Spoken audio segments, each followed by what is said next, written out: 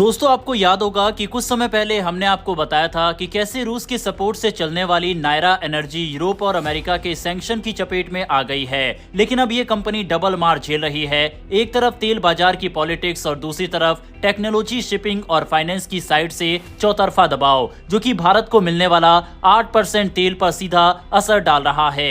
और अब तो न सिर्फ यूरोपीय देशों के जहाज बल्कि एशिया में भी जो जहाज तेल को लेकर आया जाया करते थे, उन्होंने भी रूस से तेल लाना अब बंद कर दिया है, जो कि भारत के लिए एक बड़ी समस्या है।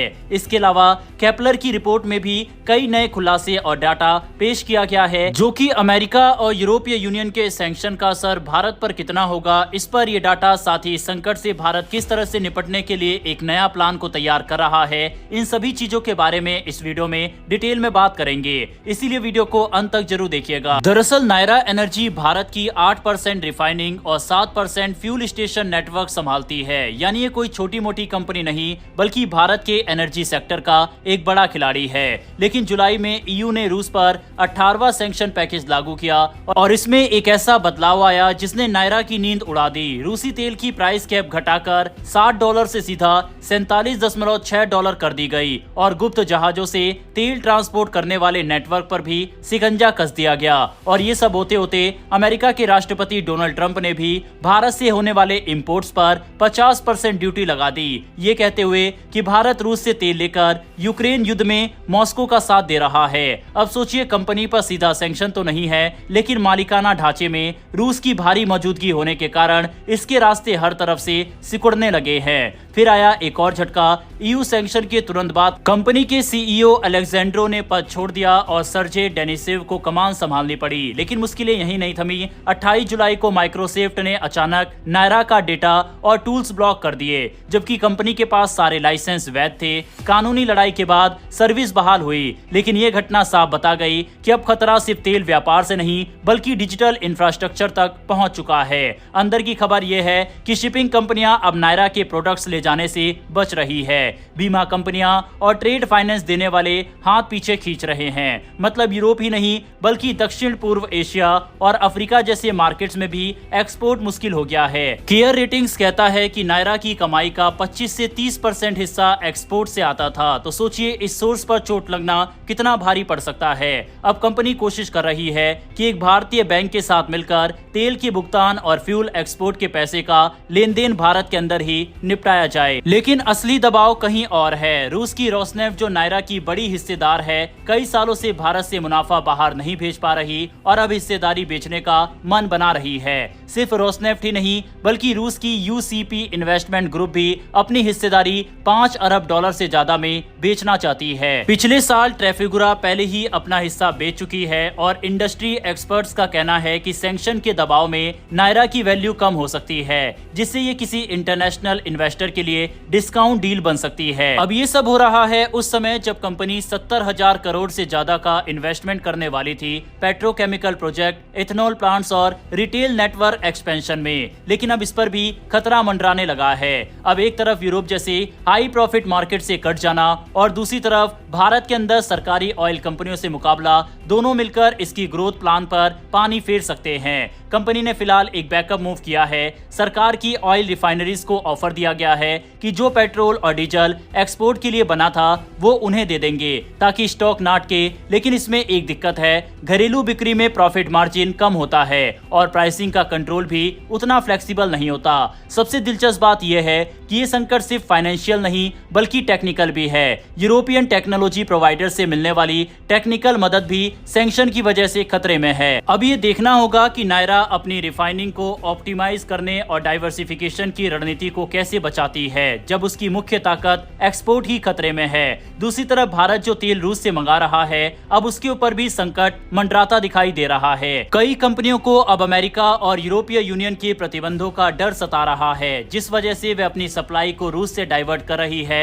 डोनाल्ड ट्रंप ने भारत के ऊपर टैरिफ लगाने का ऐलान अगस्त में किया, जबकि पिछले महीने जब यूरोपीय यूनियन ने ही रूस के ऊपर सैंक्शन का अनाउंसमेंट किया तो उसके बाद जुलाई में ही रूस से खरीदे जाने वाले तेल में भारत ने भारी गिरावट की थी। वहीं जब अगस्त में अब आंकड़े सामने आएंगे तब देखना होगा कि भारत रूस से सप्लाई को बढ़ा रहा है या फिर इसमें काफी गिरावट दर्ज की गई है। भारत आज चाइना के बाद दुनिया का सबसे बड़ा खरीदार है रूस के तेल का, लेकिन अब हालात ऐसे बन गए हैं कि सवाल उठने लगा है क्या भारत बिना रूस के तेल के भी अपने रिफाइनरी सिस्टम को चला सकता है। तकनीकी तौर पर जवाब है हाँ, चला सकता है, लेकिन इसका इम्पैक्ट भारत पर काफी होगा। रूस का तेल भारत के लिए सिर्फ सस्ता सौदा नहीं है बल्कि हमारी रिफाइनरियों के लिए एकदम फिट भी है। इसे प्रोसेस करने पर ज्यादा मिडिल डिस्टिलेट्स यानी डीजल और जेट फ्यूल मिलता है जो भारत की घरेलू और एक्सपोर्ट दोनों जरूरतों के लिए बेहद जरूरी है। अगर इस तेल को किसी और सप्लाई से बदलना पड़े तो हमारी यील्ड बदल जाएगी, यानी डीजल और जेट फ्यूल कम मिलेगा और रेजिड्यू यानी कम इस्तेमाल लायक बचा हुआ तेल ज्यादा मिलेगा। फिलहाल रूस का तेल भारत के कुल रिफाइनिंग इनपुट का करीब 38% हिस्सा है। 2019-20 में ये हिस्सा सिर्फ 1.7% था, लेकिन फरवरी 2022 में रूस यूक्रेन युद्ध शुरू होने के बाद पश्चिमी देशों ने रूस से तेल खरीदना बंद कर दिया और भारत ने मौके का फायदा उठाकर सस्ते दाम पर बड़ी मात्रा में रूसी तेल खरीदना शुरू किया। नतीजा ये हुआ कि 2024-25 में ये हिस्सा 35% से भी ज्यादा हो गया और रूस भारत का सबसे बड़ा सप्लायर बन गया। वॉल्यूम की बात करें तो भारत ने इस साल रूस से 88 मिलियन टन तेल खरीदा, जबकि कुल तेल आयात 245 मिलियन टन रहा। जुलाई में ही भारत ने रूस से रोजाना 1.6 मिलियन बैरल तेल लिया। ये चीन और तुर्की से भी ज्यादा है। इसकी बड़ी वजह है रूस के यूराल क्रूड पर मिलने वाला गहरा डिस्काउंट और हमारी रिफाइनरियों का इस तेल से अच्छी क्वालिटी का डीजल व जेट फ्यूल बनाना। वहीं अगर रूस का तेल बंद हो गया तो केपलर की रिपोर्ट के अनुसार भारत को सालाना 3 से 5 अरब डॉलर ज्यादा खर्च करना पड़ेगा, सिर्फ इस वजह से कि बाकी सप्लायरों का तेल औसतन $5 प्रति बैरल महंगा पड़ेगा। और अगर दुनिया में तेल के दाम और बढ़ गए तो ये खर्च और ऊपर जा सकता है।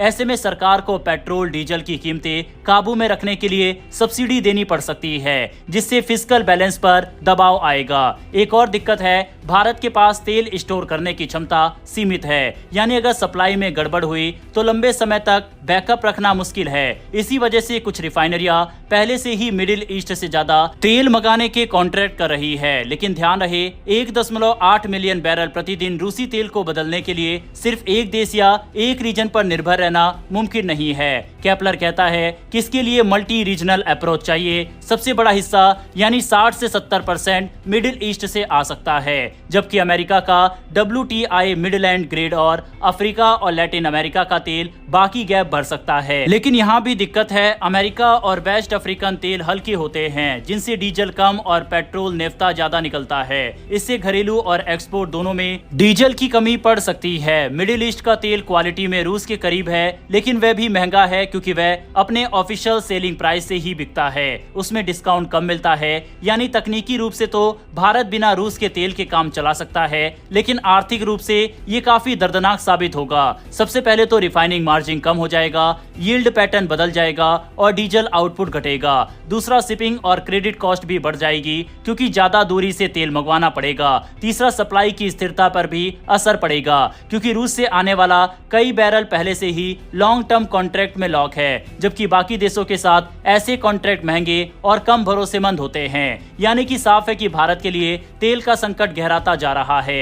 हालांकि अब भारत अफ्रीकी देश नाइजीरिया वगैरह से भी बात कर रहा है और वहां से भी एक बड़ी डील भारत ने साइन की है, जिसके बारे में हमने कल की वीडियो में आपको बताया था। यानी कि भारत के पास ऑप्शन तो काफी है, लेकिन भारत को रूस से तेल मंगाना अब बंद करने का इम्पैक्ट इकोनॉमिकली काफी पड़ेगा। ऐसे में क्या अमेरिका और यूरोपीय यूनियन के प्रतिबंधों को दरकिनार करते हुए रूसी तेल को भारत को खरीदना चाहिए, जिसकी वजह से भारतीय कंपनियों पर भी प्रतिबंध लग सकता है और अमेरिका और यूरोप में उनका व्यापार बंद हो सकता है, जिससे इन कंपनियों को और भी ज्यादा नुकसान होगा। आपकी इस पर क्या राय है? क्या तेल की खरीद को जारी रखना चाहिए या फिर सप्लाई को डाइवर्ट करना चाहिए? अपनी राय कमेंट बॉक्स में लिखकर बताइएगा। फिलहाल इस वीडियो में इतना ही। अगर आपको इन्फॉर्मेशन और वीडियो पसंद आई हो तो वीडियो को लाइक करके हमारी आने वाली डेली ऐसी वीडियो के लिए नीचे दिए गए सब्सक्राइब बटन को प्रेस कर बेल आइकन को जरूर दबा ले। फिर मिलेंगे ऐसी एक नई वीडियो के साथ। धन्यवाद। जय हिंद, जय भारत।